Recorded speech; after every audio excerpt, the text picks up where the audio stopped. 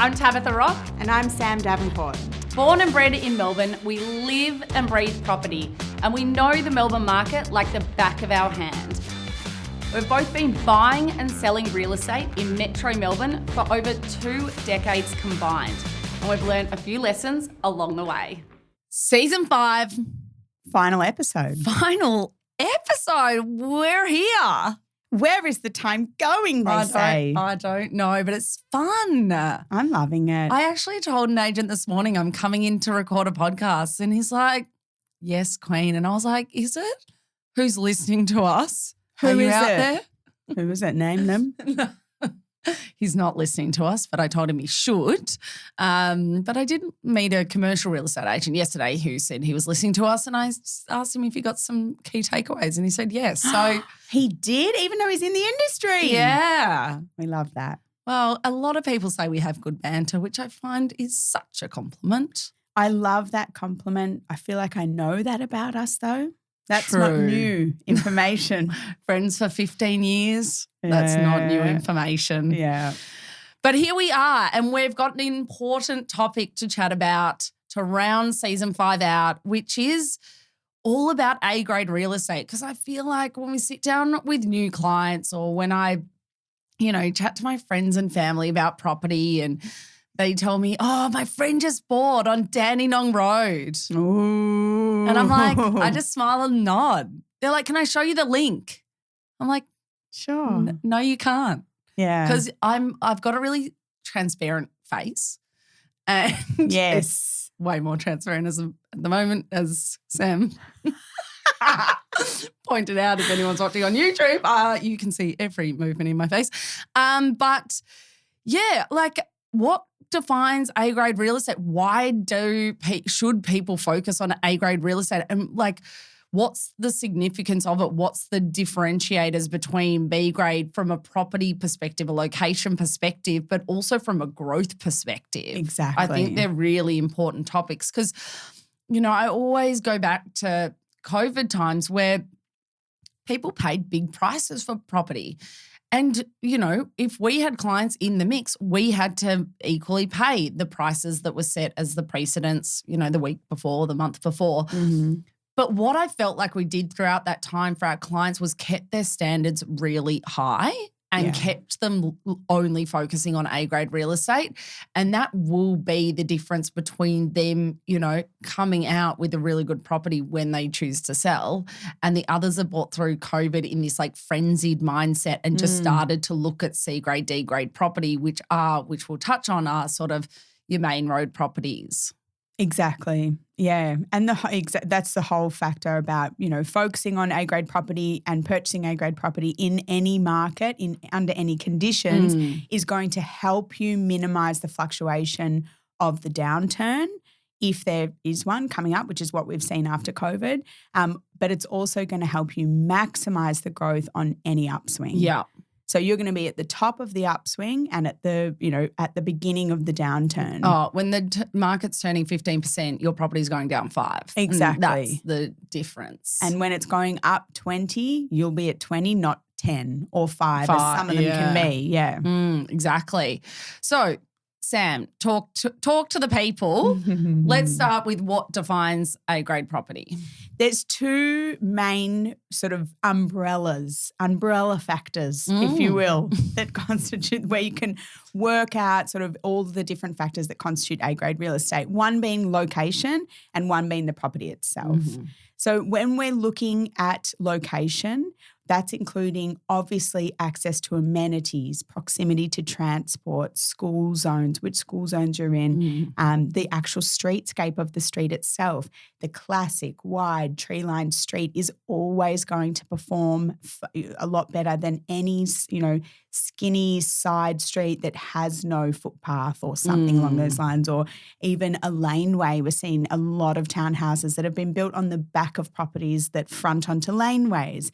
That streetscape is far inferior than the property that's fronting onto the original street. So there's from the location perspective, there's all these different factors that we always take into account. And so for us, the access to transport, to touch on that, I mean, depends on the area that you're looking in. Obviously, Metro Melbourne, we really focus on buying property within a 1.5 kilometre walk to the nearest train station. There are areas where, say, for example, Carnegie Murrumbeena, there's a pocket in Carnegie where it's 1.8 kilometres to the nearest train line. Those streets in that area are really beautiful. They're really quiet. They're sort of bordered by parks on either end. Depending on whether or not our client's looking to buy a family home, long-term family home, we would stretch our position for proximity to train line for a property like that in those streets. If you're in an area that doesn't have a train line, for example, for Q East, or Mornington, you know, we're going to now look to the next available transport system. So tram lines in Kew, really important. Bus routes in Mornington is the way in which people use public transport in the area. So it depends on where the area is and what is available, but that is something that we highly focus on. For an investor, as an example, access to transport, we are very unlikely to move past the 1.5 kilometre radius of a nearby train line. And that's obviously to really focus on maximising that potential capital growth, but also the use of transport for potential tenants is important. Yeah. And I hear the people screaming out, but Sam, Tabitha, I don't know. I just drive everywhere. I don't even look at a train station. Couldn't tell you where the closest one is in the area that I've been living in for the last 5 years. And we hear this all the time. But what that really does is future-proof your property. So when you do go and sell, you're opening your property up to the most amount of people, all the people that do drive and don't need the train station, but also all the people that don't and do rely on public transport. So you don't want to eliminate that catchment of people. And that's why we bang on about it so much, because it is really valuable for the resale perspective. Yeah, 100%. Not necessarily just your livability. Exactly. It's not just about you. And it's so funny. And I say, like, I can just focus on you totally. Yeah, but then you're going to be course. calling me in 5 to 10 years when you're trying to sell and you're like, done it. Yeah. My friend who did buy near the train station, you know, her property's performing, you know, has performed a little bit better. And you know, we are in the business of securing real estate that our clients want to buy. We're not out here spending our clients' money without them loving the property, the area, whatever. And so if that means they're not buying within walking distance or a train station, that's their prerogative. Yeah. But that probably in our eyes and the property world's eyes does constitute a slightly lower grade property. Exactly right. And it's same with school zones and things like that. Like a lot of the buyers that we're buying for don't even have kids. May not be planning to have kids, or if they are, they may be years away, number one, but number two, they're very unlikely to have children in the property we're buying for them. And yet we still consider the local school zones. We still put that in all of our reporting for them because that is what helps constitute the grading of the property is the school zone catchments. Yeah. And certain areas, McKinnon High School Zone is the classic one that everybody knows about. Whether you're in that McKinnon High School Zone catchment in that area or whether you're not, is going to decipher how much your property is worth. Doesn't matter what the house is. There will be a price difference on a like-for-like property inside and outside that zone. Oh, in every single real estate ad, it's like in McKinnon High School Zone, like in, you know, almost it's in the heading. the heading. Totally in the It's heading. such a sales point. Yeah. There's a pocket in Templestowe where you can be in, they call it like in the dual zone. So it's in a really highly regarded primary school zone and in a highly regarded high school zone. And there's a huge area, well, within the catchment, of course, that is within both. And it's, you know, I've got a client on at the moment and that's what they're looking for, the dual zone. So, you know, the number of properties that exist in that area for those clients is lower. But, yeah, school zones is something to consider for sure. Similarly, cafes. You don't like coffee? I don't care.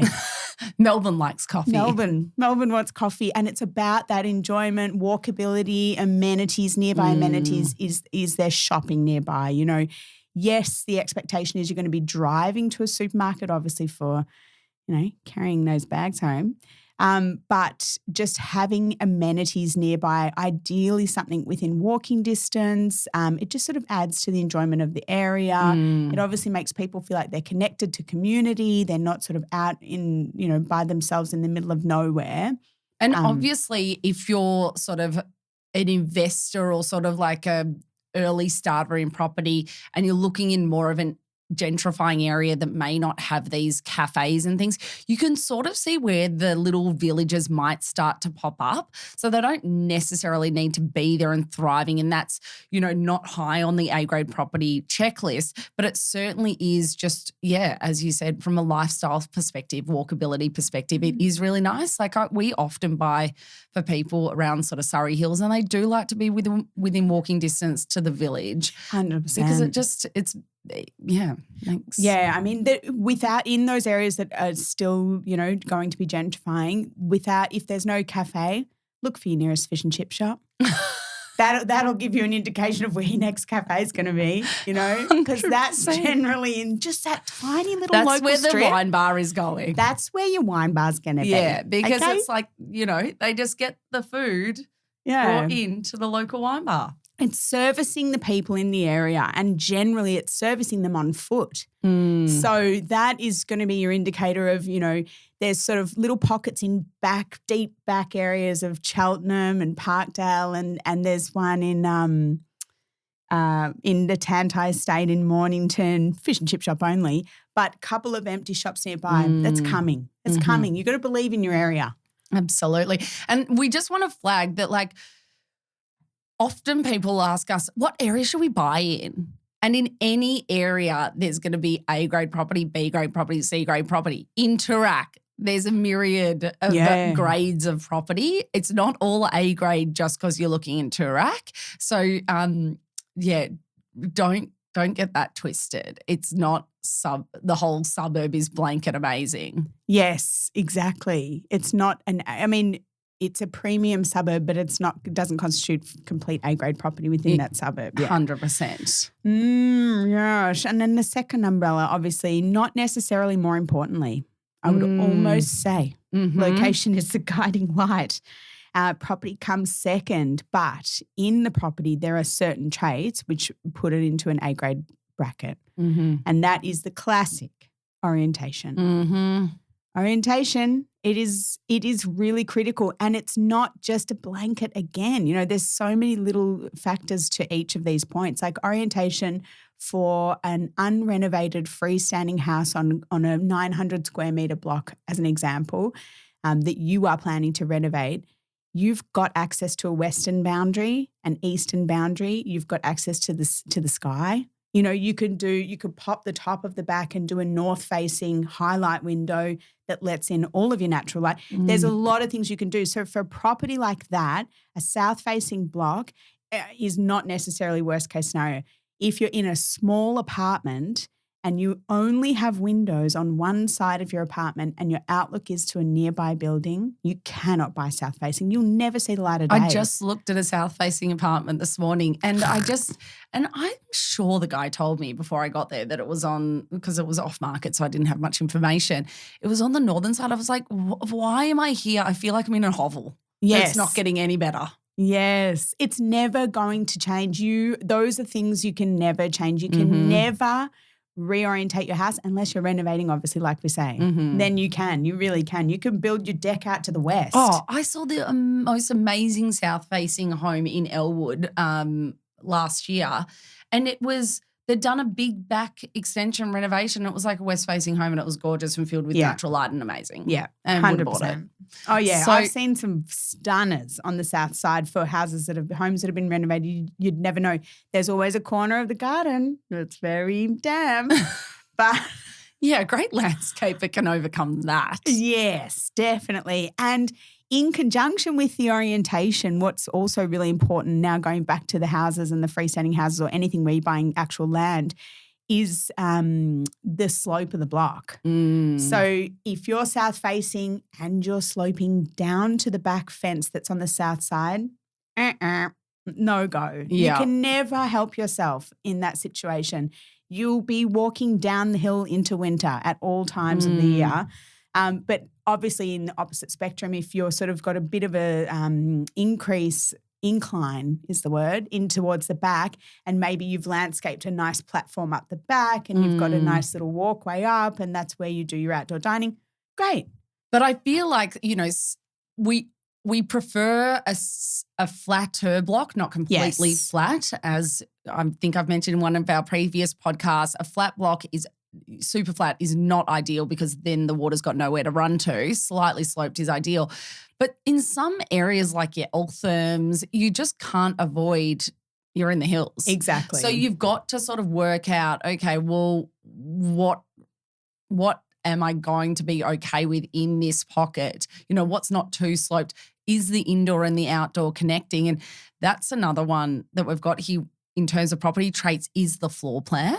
That's really important and differentiates A-grade and C-grade property because, I come across a lot of these reverse floor plans around the Watsoni and Bundoora area where your living area is actually at the front of the home and your bedroom's at the rear. And so you've got this backyard that really nothing connects to, so you're actually never using it.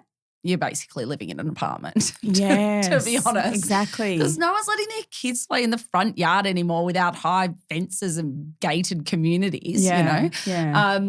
And so, the floor plans really – when I was actually doing my comparable sales analysis and pricing analysis on a property recently, and the floor plan actually put one of these comparable sales at a lot less of a value than the one we're looking at because we just had such a better floor plan. Yes. So that is the difference between A, B, and C. Absolutely. And I think that I don't know this for sure, but I think that a lot of buyers, so say for example in the Frankston market where you've got a lot of reverse living freestanding brick homes that were built in 1970. Sounds good, right? As in the, freestanding full-size block, 600 square meters-ish of land, generally sloped in a way that's acceptable, just slight slope, which is helpful. The houses are elevated, all of these different factors that make them, and the price, of course, right now is making them very attractive.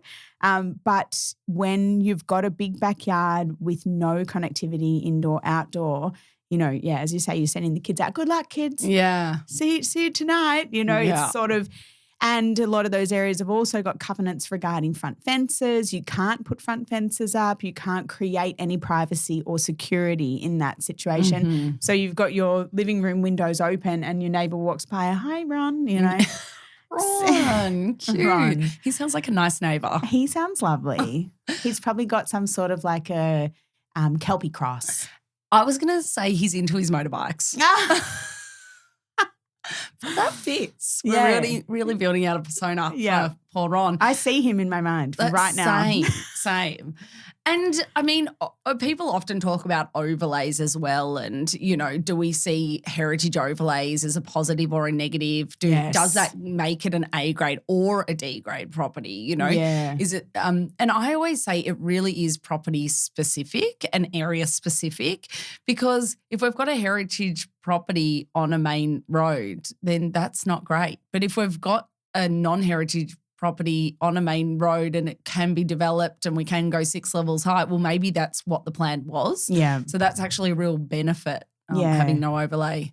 Absolutely. On there. So, renovated period homes with overlays in a row of beautiful period facades, and you're perfect. That's what you want, because that's what you're looking for, and your streetscape is roughly going to stay the same. Interestingly, an agent was telling me yesterday, in Hawthorne, there's a street, he didn't mention the street name, there's a street where there's 8 new homes being built in the one street today, currently, boundary to boundary, big monster 2 stories with the, French provincial design and the basement car parking.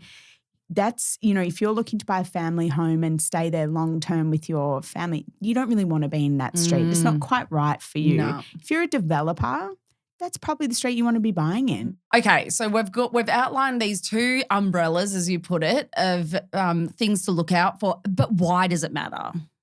Why should people focus on this? And it's for long-term value. Okay. Holding, capital growth potential, resale ability. resale value. Yeah. You know, when you go to sell a property, they say this is a very blanket statement, but they say how you bought it is how you'll sell it. And so if you've bought an A-grade property under competition at an auction, for example, and it ticks all your boxes, but there was also 7 other people and it seemed to tick all their boxes too. When you go to sell it, generally, that's probably going to be the situation if you've priced it correctly, of course. Yeah. But yeah. Well, actually, I think next season we'll do a little bit of a story on that, just in terms of the competition of a property, and it just totally how you buy it is how you're going to sell it. Like, there was just so much competition on this particular property that I'll talk about next season. And I'm really excited for the clients who bought it, because it was a bit of an ugly duckling, but the fundamentals of the property were so good. It's literally ticking every single box that we've got on that we've just spoken about. Is it not so satisfying when you know you bought someone a full-on A-grade property? Even better than buying it under competition, even though that is a strong win. It feels good for everyone involved. Off market. Well, only buyer introduced. This is a bit of the story. I'm going to drip feed a little bit here. But we got offered off market. And I think people, they want off market. And I was almost thinking we should chat about off market again, just because I feel like everyone loves talking about it. I don't know. Do you in new client consults always, that's like the number one question. I'm like, they're not necessarily that great. I mean, sometimes they're awesome. Yeah. I say that about that, like, you know, the volume that we get is this, and the one that might be worth buying is this, or the ones, and then the ones where it's worth buying and the vendor's at the right price is this. Yeah. And I'm just having a real problem with off-market properties and vendor motivations. Yeah. They're just digging their heels in on an unrealistic price. My clients have fallen in love. Now they're trying to get us to overpay. And I'm like, see, this opportunity wasn't that great. Let's buy the on-market one that's kind of, you know, not presented so flashy. But I think also when it comes down to A-grade property, the beautiful thing about them is supply and demand. So we're picking the cream of the crop that is always going to be the cream of the crop.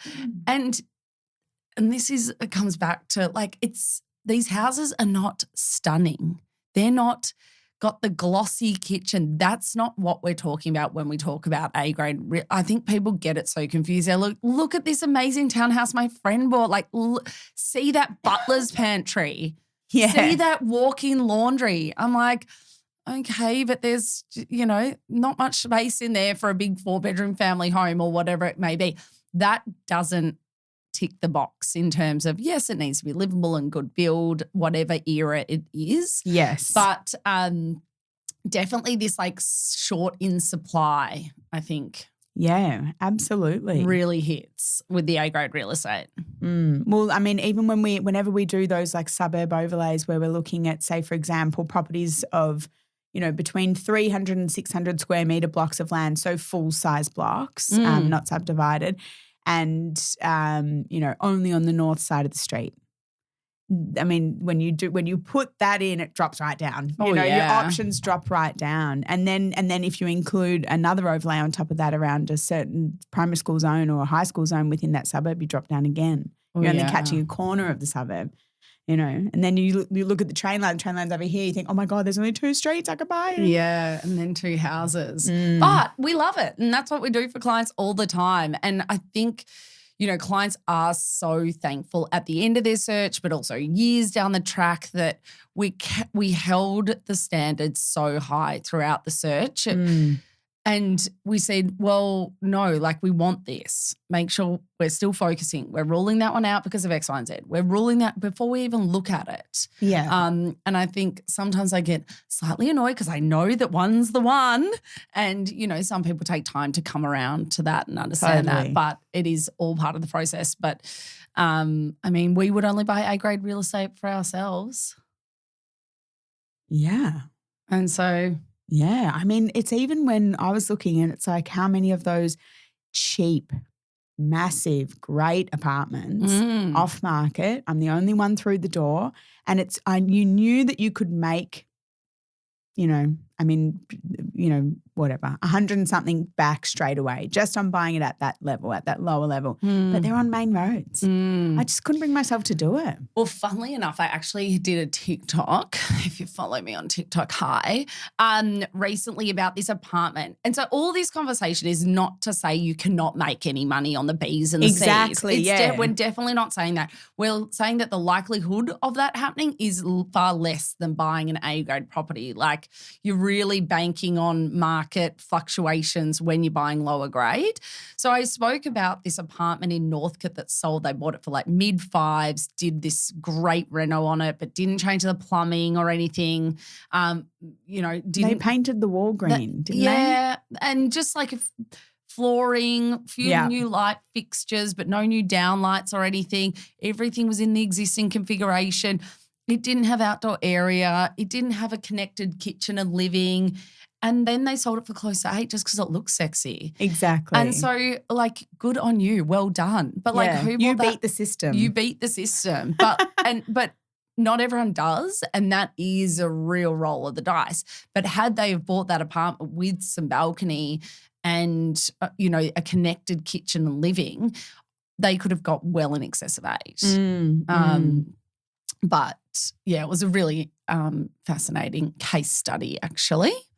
Yeah, I love that one. That's amazing what they did there. I mean, the lifestyle photos they took and put on for their campaign was hilarious. I think Nelson Alexander is one of the best in the business in terms of their photography. I don't know which company they use or engage, but they just really get their market right as well in the north. Yeah. They just are speaking to the buyers that are buying in that area and really selling a lifestyle and a dream with the property. Direct to who the buyer is going to be. Yeah. So not trying to capture everyone. I know, good. I was so impressed. I thought, oh my gosh, that has sold the property. 100%. With the dog, the Groodle. Everyone's got a bloody Groodle. They had people walking, like shuddering through the image, but kind of blurred. I was like, laying on the couch. I was like, wow. Yes. And like, and the problem is that person's bought it. The bloody furniture will be out of the home and they'll be like, oh my God, what did I buy? Oh, with their shitty IKEA furniture, putting that after they've bought it. And then they look around and they're like, wait, was it this small? Yes. Yes, honey. Yeah. It was 61 square meters with 2 bedrooms squeezed in. There was no place for a dining table. Yes. Awesome. Anyway, we've come to that time of the podcast. F, marry, kill. You. Okay, Tabitha Rub. F, marry, kill. A-grade property in your ideal area, but it just has 0 growth. Why does it have 0 growth? Because there can be exceptions to this rule. So we're saying like you've bought an A-grade property in your ideal area. You love that you've been there, but you're going to sell it maybe a little bit too short. Maybe there was market fluctuation to the point where it's I bought it during COVID. Right. So I'm trying to sell it now. I actually have one I'm selling at the moment where it is an A-grade property in one of Melbourne's best locations, and it is going to have growth, but not to the level it could have had or should have had with a different property area type, whatever. We didn't buy it for them. We should have actually touched on that we do look at the growth, the compounding capital historical growth. Yeah. But anyway, we're in the F, marry, kill section of the. But because of this last 5 years, we've seen obviously such an increase in value, property value through COVID. And now we're seeing more property sales from people who purchased within the last 5 years than we've ever seen before. And they are all just trying to get back what they paid. And so this owner is in a bit of a similar situation, had it for almost 5 years, but there just hasn't been, there's been enough growth that they get their stamps back. Okay. Anyway, so that A-grade property, ideal area, 0 growth. B-grade property, dream location, but a money pit renovation. C-grade property, out of area, but you have really strong capital growth. Oh my gosh. It's hard. That's hard. That's really hard. But I'm coming at this from an investment point of view. Okay. Not from a As you would. As you would. As you would. I only ever think that's loaded. Occupied. No, because it's like you want another investment property. No, I don't, because the government's trying to F me. Nah, I'm going with strong capital growth always. Yeah. Always. What are you choosing? Who are you going to kill though? Oh, yeah. Okay. Well, sorry. I'm marrying that one. I'm killing off the B grade money pit because it's neither here nor there. It's not my dream location. Oh, it is my dream location. Yeah, I'm still killing that. And I'm because effing the money pit renovation. Yeah. Effing the A grade. I'm going to marry the A grade ideal area zero growth because because it's A grade property. It's a great property in my ideal area. That's can sometimes mean more to me than making money. You know, I make money already. I don't need my property to make much money for me, you know. I'll probably F the C grade property out of area strong capital growth because sure, I'll take the money, but I had to do what? Sit in a shit property where? Anyway, I'll take it one time. And then I'll have to kill the B grade property dream location money pit because the stress that can put on your life is not worth it. Mm-hmm. It's not worth it, guys. It's not worth Stress kills. Stress does kill. And on that note, we round out another season of the Property Culture Podcast. Thank you so much for listening and we'll see you next season. See you for season 6. You.